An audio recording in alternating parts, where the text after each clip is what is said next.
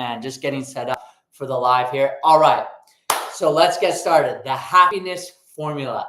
This formula is very important. This is the formula that they should have taught us in school. They didn't teach us this in school, but they absolutely should have taught us this. This is one of the most important subjects you could possibly learn.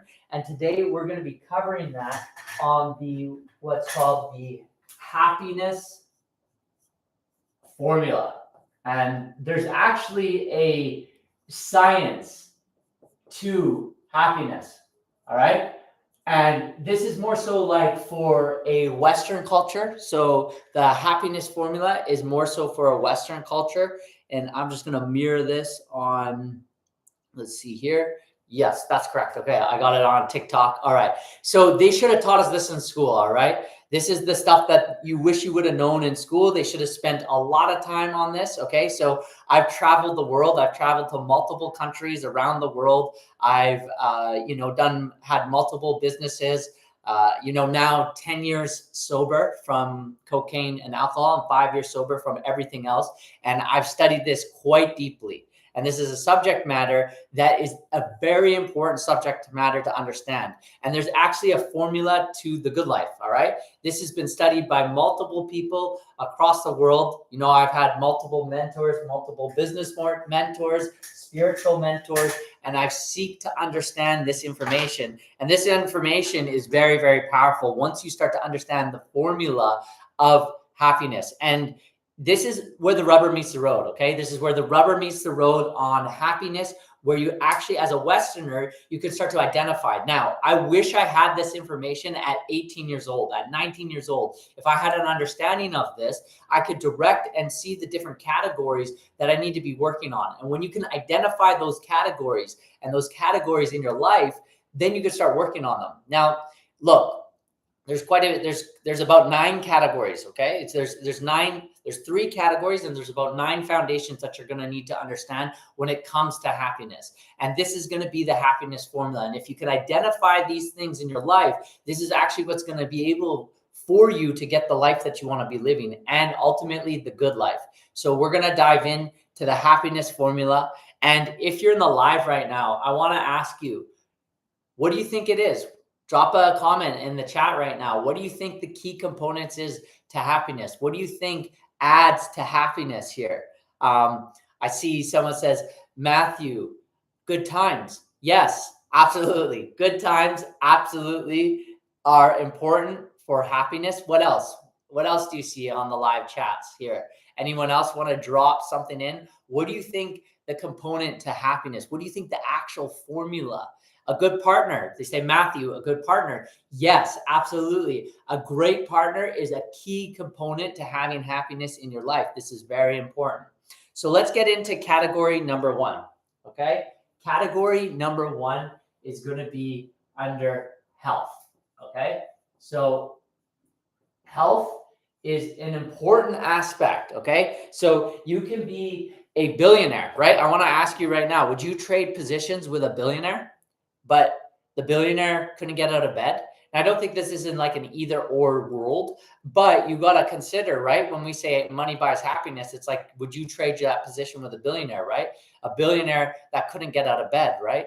So what happens is sometimes we chase money, and we're going to talk about this in today's session. But one of the things you want to consider is when you're going after the good life, right? The good life in your world and what it is you want. And Pro Matthews says, Matthew, adrenaline. Yeah, I mean, if you're an adrenaline junkie, having adrenaline is important for you to have the happiness. Yes, if that is you, if you're like a skydiver, or, for me, I used to be surfing some pretty crazy waves. I think that's important too, right? Yes, you want some adrenaline, but you wouldn't trade your health for money, right? Would you trade $1 billion to be bedridden for the rest of your life? Probably not. So one of the key components you got to understand is health. Now, there's 3 categories when it comes to health. Now, if you do not have your health, you do not have your wealth.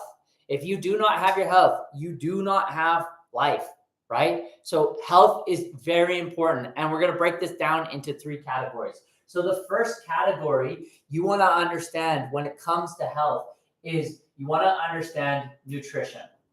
Now, I'm not an expert in this. This is something I've studied. I have hired a lot of mentors to understand and teach me. And I'm not giving medical advice here, but what I'm saying is that it's important to understand health. And when it comes to health, it's important to understand nutrition, okay? So when I talk about nutrition, let's keep it simple here for now.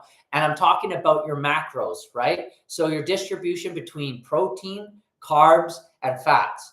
And then when we talk about nutrition, we're talking about how does your body digest those and to what levels, right? How many of us here have no idea what levels of macros or even the grams, the weight, how much protein we have for our body size, for what gender we are, all these types of variations that matter how the nutrition is. And, nutrition has a little bit become a bit of a slightly bit of a religion, but nowadays, you want to see what works best for you. One of the biggest things I think that's important is yourself best.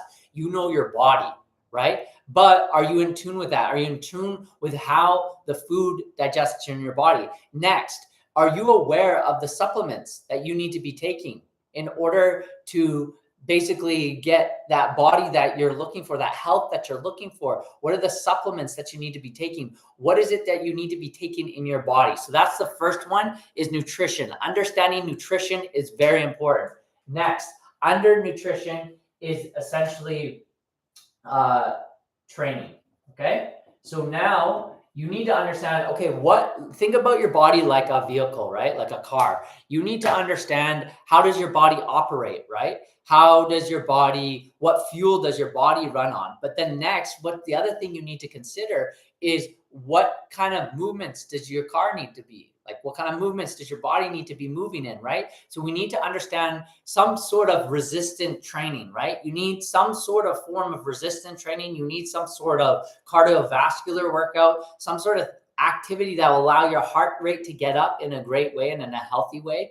And you want to have a certain type of detailed training so that you can basically live in a healthy body. And this is very important. So having that understanding is going to be fundamental in the category of the happiness formula under health. You need to understand and think about this, right? Like, a doctor goes to school, and how much do they actually teach them about nutrition, right? I think it's like one class out of their whole thing. They're actually teaching nutrition. Next, under training, how do you move your body? What's the ways that you move your body and what's best for your body, right? Then also under training, are you doing calisthenics? What kind of resistant training are you doing? Are you just going into gym? Like, for example, when I did this, right, and I'm not knocking any type of movement, but I remember when I first got into the fitness game, I started getting into CrossFit, and I blew out my shoulders, right? I couldn't even hold my shoulders up. I couldn't even hold my shoulders out, right? And so what you want to do is you want to be able to understand what movements are going to support your body, what movements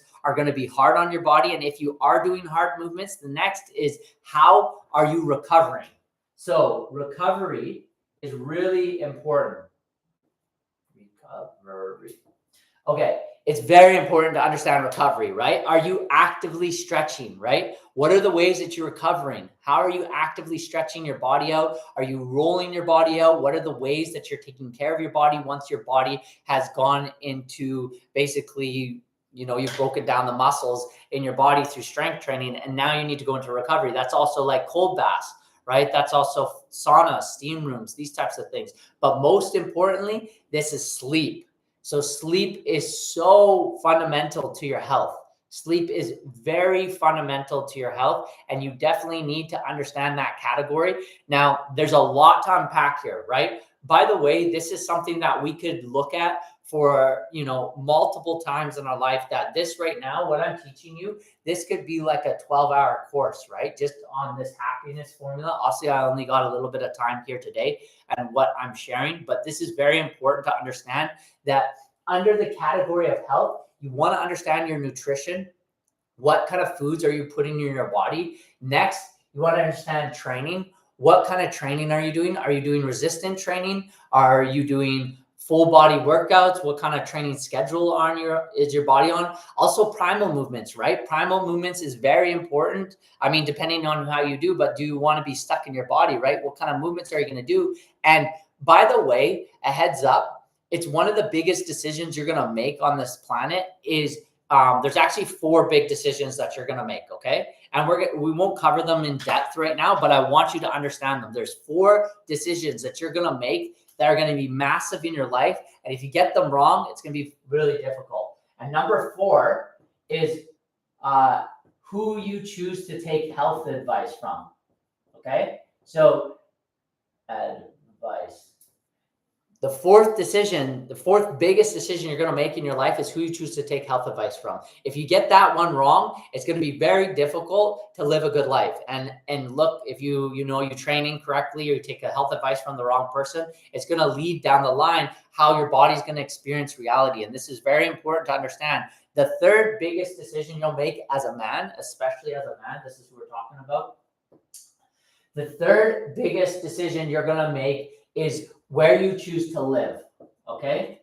So your environment is going to play massively into how you experience reality. So I'll give you an example. Say, for example, you are let's say you're a farmer type of person. Right now, I actually live in BC, Canada, in a farm town. And let's say you're a farmer, right? If you're a farmer, then one of the things is if you're living in a city, it's going to totally affect your life, your well-being, right? Let's say you're wanting to have kids, right? And your kids live in a certain city, that maybe isn't safe for children. That's going to affect your life. Let's say your career choice, right? You have a certain career that you want to have, but then you can't have that career because of the city or the location you're in. Or you have a great career, but you live in a city that you don't enjoy, right? Let's say you live in some random place in the world that really isn't where you're aligned or your well-being is aligned, right? So where you choose to live is a massive decision that you're going to have to make. So your environment. The 2nd biggest decision you're going to have to make on this planet is your career. And we're going to talk about this as well. Look, this is going to take up the majority of your time on this planet. Your career choice is very, very important. If you get that one wrong, it's going to be very difficult, right? So let's say you choose the wrong career, it's going to be quite difficult for you to enjoy your life and have the happiness, right? And number 1, this is big. This is number 1. If you choose to do this, who do you plan to have kids with? Who will you plan to have children with? This is a massive decision you're going to have to make on this journey of life, is who you have children with. And these are the top 4 biggest decisions you're going to have to make in your life. So who you're going to have kids with, the career choice you're going to make, where you choose to live, and who you choose to seek health advice from. And this is very important to understand. These are you can't get these wrong, really, which is kind of like a side tangent to the happiness formula. These are just questions that you can ask yourself with your life and where your life is going. So this is really important. So let me know what for you, if you're on live here right now, what is the biggest idea or thing that you're going to have to do in this lifetime? What's the biggest decision you think you're going to have to make? I see in the chat here, Matthew, choosing who I have children with. Yes, absolutely. That is massive. Who you're going to have children with is a massive deal. And that is an absolute big decision that you have to make in this lifetime. So it's absolutely important. So the first category, it's absolutely important that you understand that in the happiness formula, that you understand health. And in the 3 categories, what's important to understand is nutrition, training, and recovery. Okay. So the next category that we want to look at is wealth. Okay. All right. So money doesn't buy happiness, but the lack of money makes you unhappy. Okay. So I can remember I was 2 years ago just about to go buy groceries and I hit insufficient funds in my bank account. And I can tell you right now, I was pretty unhappy. When you're not eating, you're not very happy. But the challenge that people face when they do the wealth categories, that they chase money as if it's the root of happiness. But the lack of money does create unhappiness. And I can tell you on different times in my journey, it's been completely difficult when I've not had money. But you don't want to draw your full happiness from money. But it's an important category to go down. So the first category that you got to understand is skills / career choice. Okay, I'll give you an example. Say that I am choosing a skill that I want to learn, right? and I'm super passionate about this skill, right? Let's say I'm a laborer. Look, I started off as a laborer. I started off working for $11 an hour, and I worked hard. Like, that was a time in my life where I worked very hard. And you know what? I actually really love working with my hands. I love working with my hands. It's something that I enjoy doing. I love being in nature. I love being out digging and this type of stuff, right? But let's say as a skill set, I choose to be a laborer as my job, right? Well, now I look at, the income that can make. That's not really going to make much money. But then I ask myself, well, how could I make more money? If I'm making $11 an hour, how can I make more of that? Well, maybe could I hire someone to do my job, and I pay them $8 an hour. I profit $4 an hour. I bought back my time, and now I'm working for, now my wage went from 11 to 16 or $18 an hour, right? This is how you increase your wages, right? So picking the skills, right? You have to have a trade-off, right? This is important to understand that there's a trade-off that you have to have in order to what skills / career, because this is where you're going to spend the most amount of time in your life, basically working your career. You're going to spend the majority of your time working a career. So you want to pick that skill. It's important to get that right, because it's going to make up a lot of your time and what you're going to do. And it's also going to make up a lot of your identity. Even though it's not your identity, even though it's not directly connected to your identity, it is going to make up a lot of your identity, because we all know when people say, oh, what is it you do, right? What do you do, right? It makes up your identity. So you want to get that skill and career down right. And ideally, say, for example, for me, I started my first business, which was a brick and mortar business. It was a float center, right? But essentially what I figured out really quickly was that I was basically a glorified janitor.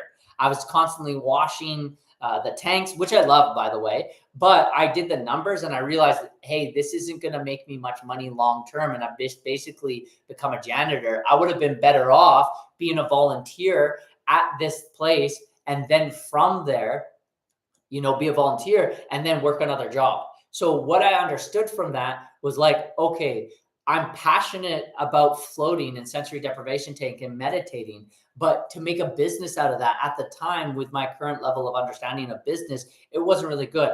And that taught me, when I had a brick and mortar business, that, okay, I want a digital business, right? But then what skills do you want to learn, right? So for example, if we see right now in the landscape of how, the landscape's changing, right?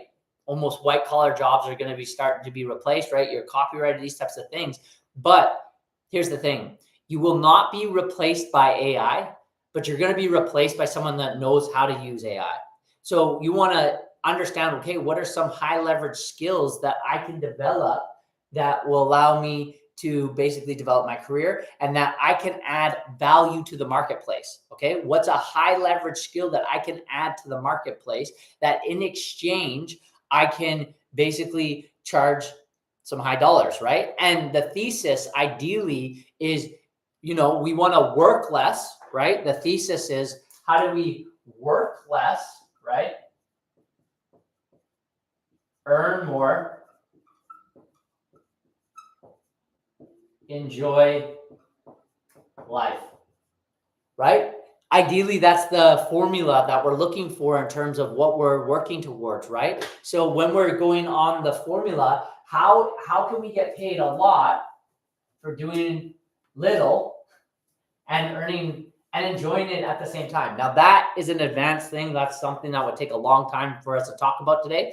So in school, they kind of touch on this, okay? But one of the ways that you can start developing this is taking like personality tests, right? There's a lot of personality tests out there that you can be taking. These are helpful ways to kind of choose your career path. And honestly, for a lot of you, and a lot of, like myself included, it took me 14 years, okay? 14 years to discover what it is I want to be doing in this life, how I want to be doing it, where I want to be doing it. And basically, a lot of this comes down to what's called, I like to use this term, it's called lifestyle design, okay? Lifestyle design, okay? This is important. All right, so Stephen Covey talks about the importance of starting with the end in mind, okay? Starting with the end in mind. What's the end goal? What is the end goal? What is the end life that you want to receive? What is the end life you want to embody? What's the end life? What's the end goal that you're working towards? Maybe you don't have the whole thing carved out, but what you do want to do is you want to understand what are you shooting for? What's your target? What's the target that you're shooting for? What's the thing that you're aiming for? And then from there, when you identify your end goal and you identify the end thing that you're looking for, then from there, you reverse engineer, okay, what's that life that's going to get me there? What's that end goal? What's that end thing that's going to allow me to live the life that I want to be living, right? And this is what's called lifestyle design, which is an important concept to really understand, because really ultimately you got to ask yourself, right? So how many times, and some of us have been in situations, myself included, where you might be saying, Matthew, I don't have that luxury to choose what it is I need to do. I just need to make money, right? And we've kind of all been in that situation in one time or another. But if you start to think this through and start to identify different aspects of your life, it can be very important to identify, what skills do I need to do, or your end goal, right? Which is your lifestyle design, your end goal. And you're like, okay, what are the steps I need to take in order to get to that stage that I want to do? So I'll give you an example. Like for me, one of the things is I wanted to work for myself, right? I wanted to have my own schedule. One of the things that is a huge priority for me is health.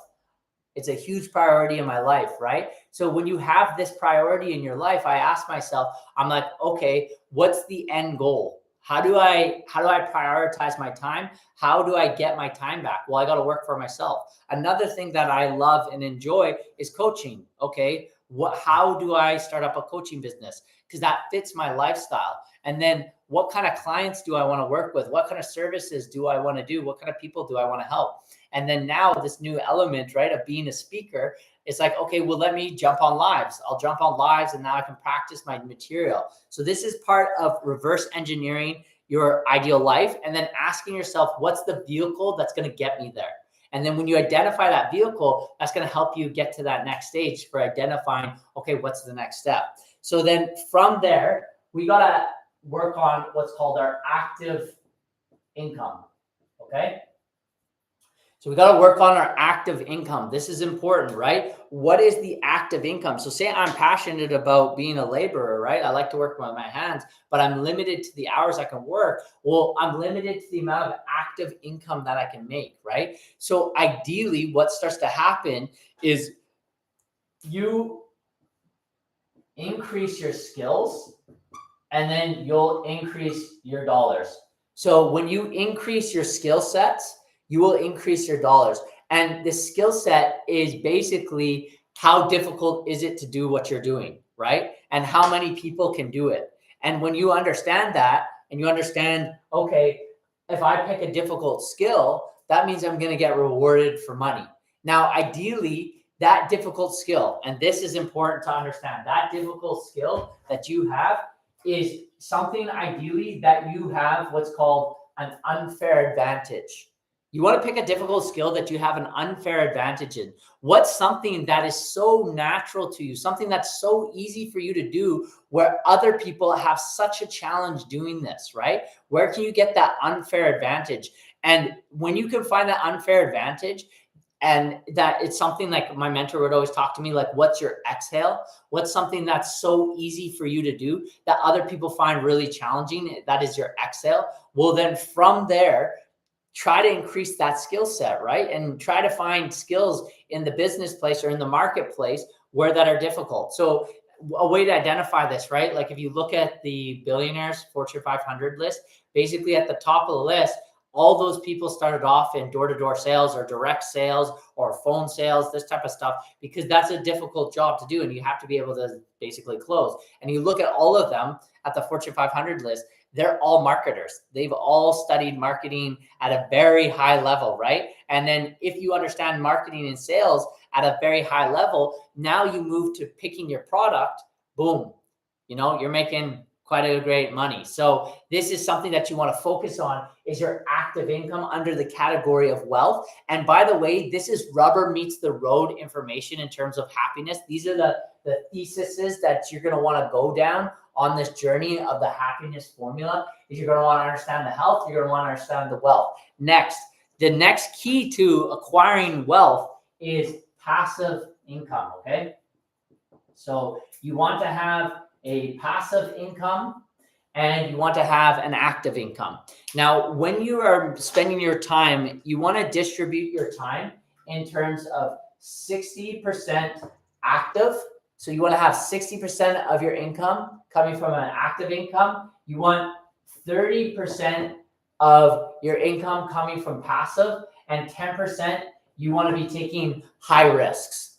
So this, if you look at this, this is like a distribution for your portfolio. This is a distribution that you're going to want to be doing. So 60% of your income is going to want to be coming from active. 30%, it's essentially 40% that is something basically that you're going to want to do in order to create an income here. And then from there, you're going to want to have a like high risk. So this could be like you're entering in an AI thing or something that's basically maybe might not work, and you come from there. But the key to this, and Robert Kiyosaki talks about this, and he talks about the importance of the first stage to wealth. One of the first stages to wealth is that, and he talks about this in here, is that you're gonna want to have your expenses covered by passive income. So that's really your first stage in the game. This is your first stage on the rung to wealth, essentially, is if you can get your expenses covered by a passive income. And this is something that I've been working on for quite a long time. This is actually something that I just achieved for the first time. So this weekend I was surfing behind a boat and I was making money. You know, that's the first time I was really getting paid. Now you got to see the hack here. I wasn't getting paid to surf.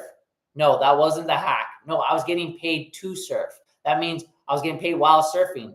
Now I created a course and then I sold that course digitally with a partnership. I created a strategic partnership with a company, and I created the course, and then they sold the course for me. We did a profit split, and then from there we were able to make a passive income, which is, you know, the first thing that I've been working on. I've been working on this for 5 years. This is something that I've been working on, and it's something that if you can hack this, basically, you can hack this game of reality. When you start to get paid, now look at this. I'm getting paid while I was surfing. Now, again, this didn't happen overnight, and I need to talk about this for quite a long time in a lot deeper detail. I can't just explain all of this on a live to you, but what you can understand is now you can start wrapping your head around, okay, where do I put my attention? And you can start auditing, where am I right now in the game of life?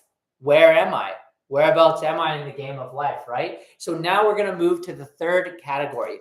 And the third category is love, okay?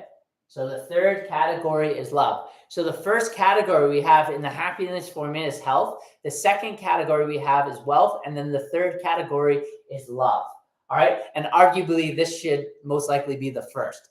So within the love category, we have who are you going to choose as a partner, right?